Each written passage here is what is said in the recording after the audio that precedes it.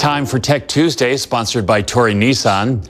General Manager Bob Bailey is with us this morning. Bob, let's talk about this article that was in the New York Times about how important our cars are.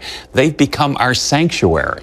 Well, they have. They've become our safe zone. We know that we can get in them. We've socially distancing. We don't have to worry about anybody coming up and invading our space. And we can go do drive-bys for grandma and graduations and birthday parties, weddings and church.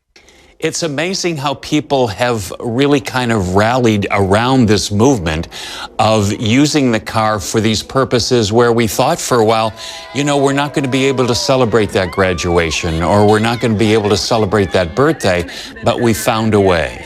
Yeah, and the other thing is we're seeing that people are using it for their sanctuary. They want to get out of the house. They want to spend some time in the car, and they want to get some miles on them. You were telling me that you don't have any rentals left. People were renting cars, but I got to ask the question, why so many rentals? Well, what I think is going on is people are going on longer trips. They want a bigger car, something more comfortable. So we're seeing our Pathfinders, our Rogues, and even the Altimas are the first choice that they're taking. Then they're going to the Kicks and Versas for the gas mileage. And so what do you think the reason is that they want to rent rather than maybe take their own car? Well, maybe they don't want to take their own car. Might be a little bit smaller than what they're renting, or the gas mileage might not be what they think, or maybe they just don't have enough faith in it. Well, that could be too, yeah. And so this whole movement of the car being the sanctuary, do you think that this is really kind of going to change once we are through this pandemic? We're going to see more people come back into the market that had no intentions of buying a car. They've been using public transportation. They've been using, the Lyft, the Ubers, the taxis that are out there. But now, who wants to get into a car that's had 137 other people in it before you?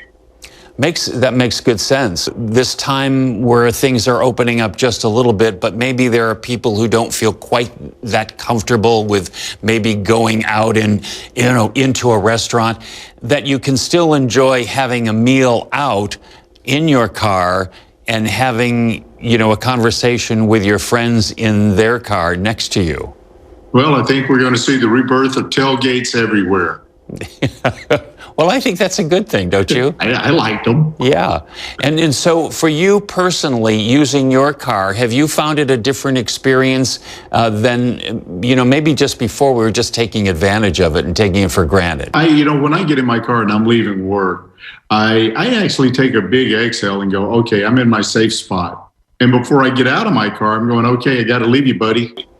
It's also for businesses too. They are relying more on, of course, the curbside pickup. And also, even if you're going to the vet, bringing your dog, they come out to your car, pick up the animal, bring it into the vet, and then bring it back to you. So your car is now the waiting room. Well, my dogs are at the beautician right now, and they picked them up curbside, and they're getting cut, cleaned, and groomed. I wish it were that easy for us. Bob, well, I stick my head out the window. Yeah, right. Don't you just love that blowing in your hair? Oh, sorry. All right, Bob, thank you so much. We appreciate the time today, as always. Thank you. You guys be safe. You too.